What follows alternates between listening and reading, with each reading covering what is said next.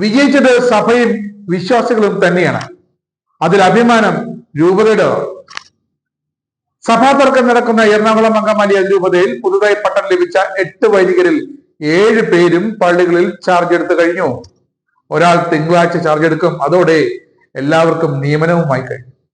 മാത്രമല്ല, ഞായറാഴ്ച അവർ ഏകീകൃത കുർബാന ആരംഭിക്കുകയും ചെയ്തു. അവർ ഇത്രകാലം പിന്തിരിപ്പിച്ചിരുന്ന വിമതർ എവിടെ എന്നാണ് വിശ്വാസികളുടെ ചോദ്യം. കഴിഞ്ഞ ദിവസം നവവൈദികർ സ്വന്തം ഇടവകയിലെ വൈദികരും കുടുംബക്കാർക്കും ഒപ്പം പള്ളികളിലെത്തിയാണ് ഉത്തരവാദിത്തമേറ്റത്. ഒപ്പം വിമത വൈദിക അൽമായ നേതാക്കൾ ആരും ഉണ്ടായിരുന്നില്ല എന്നതും എടുത്തു പറയേണ്ട കാര്യമാണ്.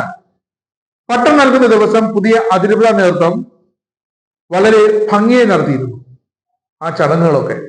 അതിന് പിന്നാലെ മാർ ബോസ്കോ പുത്തൂർ, വികാരി ജനറൽ ജേക്കബ് പാലക്കാപ്പള്ളി എന്നിവർക്കെതിരെ വിമത വിഭാഗം ഉണ്ടാക്കിയ പ്രശ്നങ്ങൾ ഈ കൊച്ചച്ചന്മാർക്കിടയിൽ പോലും അവമതിപ്പുണ്ടാക്കി, അവരുടെ കുടുംബങ്ങളിലും അവമതിപ്പുണ്ടാക്കി. ഇവരുടെ പിന്നാലെ പോകരുത് എന്നാണ്, ഈ വിമതയുടെ പിന്നാലെ പോകരുത് എന്നാണ് കുടുംബങ്ങളും പറഞ്ഞത്. തുടർന്ന് എറണാകുളം പുതിയ കേസ് കൊടുക്കുകയും ചെയ്തതോടെ ഇപ്പോൾ ഇതാ വിമത വിഭാഗം വലിയ പ്രതിരോധത്തിലാണ്. പ്രധാന നേതാക്കൾ കേസിൽപ്പെട്ടതും നാണക്കേടായി പോയി. അതുകൊണ്ട് തന്നെ വീണ്ടും രംഗത്തിറങ്ങിയ അപകടം മനസ്സിലാക്കിക്കൊണ്ടാണ് അവരാരും ഈ അച്ഛന്മാരുടെ സ്ഥാനലബ്ധിക്ക് ചെല്ലാതിരുന്നത്. നല്ല കാര്യം. ചില നവവൈദികരും അവരുടെ ബന്ധുക്കളും തങ്ങളുടെ ഭാവി അവതാളത്തിലാക്കരുത് എന്ന് വിമത അൽമായ നേതാക്കളോട് അപേക്ഷിക്കുകയും ചെയ്തു. അതിരൂപതയിൽ നിലവിൽ വൈദികരുടെ എണ്ണം കുറവാണ്. മറ്റ് സന്യാസ സ്ഥാപനങ്ങളിൽ നിന്നും വൈദികരെ എടുത്തറപ്പോൾ കാര്യങ്ങൾ മുന്നോട്ട് പോകുന്നത്. പക്ഷേ വത്തിക്കേണ്ട നടപടി 53 വിമത വൈദികർക്കെതിരെ വന്നിരിക്കുകയും ചെയ്യുന്നു.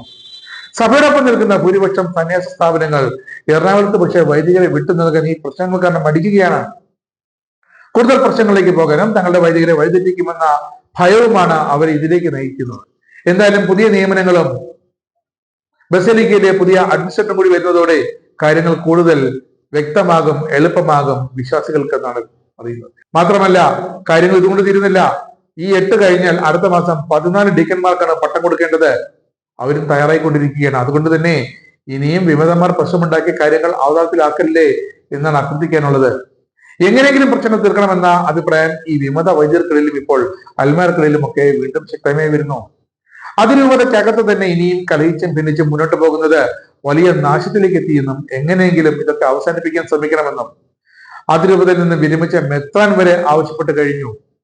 വിരമിച്ച വൈദികർ, സഭയുടെ വിശ്രമ സ്ഥാപനങ്ങളിൽ കഴിയുന്ന വൈദികർ, ഇവരെല്ലാവരും അവരുടെ സന്യാസ സ്ഥാപനങ്ങളിൽ അവരുടെ മുറികളിലൊക്കെ ജനാഭിമുഖ കുർബാന ഒരു മോക്ക് ഡ്രിൽ പോലെ ചെയ്തു വന്നവരാണ്. അവരും ഇപ്പോൾ ഏകീകൃത കുർബാനയിലേക്ക് മാറിയിരിക്കുന്നു. അവരും വിമതരോട് കൈകൂപ്പി അപേക്ഷിക്കുകയാണ്, ദൈവജീതിന്റെ വിമത പ്രവർത്തനങ്ങൾക്ക് പോകരുതെന്ന്. കാരണം സഭ രൂപത വിചാരിച്ചതുപോലെ കരുതിയതുപോലെ 8 ഡീക്കന്മാർക്ക് പട്ടം നൽകിയപ്പോൾ അവർ ഇതാ ഏകീകൃത കുർബാന അർപ്പിക്കാമെന്ന് എഴുതി കൊടുത്ത സത്യവാങ്മൂലം അതേപടി ഇത് അനുസരിച്ച് തുടങ്ങിയിരിക്കുന്നു. അവർ അനുസരണ ബോധത്തിലേക്ക് വന്നിരിക്കുന്നു. അടുത്ത മാസം നേരത്തെ പറഞ്ഞതുപോലെ 14 ഡീക്കന്മാർക്ക് പട്ടം കൊടുക്കേണ്ടതുണ്ട്. അവരും ഇതുപോലെ സത്യവാങ്മൂലം എഴുതി നൽകും.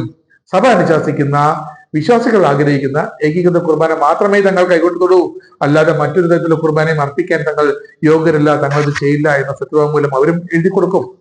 അതോടെ സഭയുടെ വൈദിക വൃത്തി ചെയ്യുന്നവരുടെ എണ്ണം വർദ്ധിക്കുമെന്ന് തന്നെയാണ് ഏറ്റവും അടുത്ത വൃത്തങ്ങൾ നൽകുന്ന ഉറപ്പ്.